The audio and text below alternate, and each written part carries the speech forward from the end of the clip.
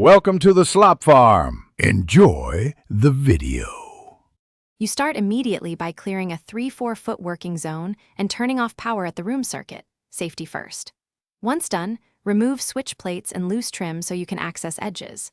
Score the wallpaper and apply warm water or a wallpaper solvent to soften adhesive.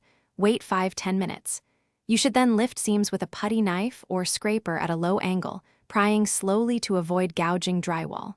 If paper resists, reapply solution and let it soak longer. Once the paper comes off, focus on removing residual paste and smoothing the surface. You should scrape remaining adhesive, then sand with 80-120 grit and vacuum with a HEPA filter vacuum to remove dust. When holes or gouges appear, apply joint compound in thin layers. Let each layer dry fully, then sand smooth. Make sure to feather edges so texture is uniform.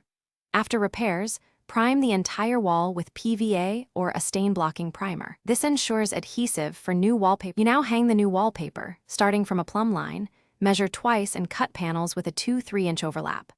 Apply paste evenly to the paper or wall as recommended, then book panels for 2 to 3 minutes so the paste penetrates. Once in position, smooth from center to edges with a brush or smoother. Trim excess with a sharp blade against a straight edge. If seams lift, press firmly and use a seam roller. If bubbling persists, lift and reapply paste, or use a pin to release trapped air.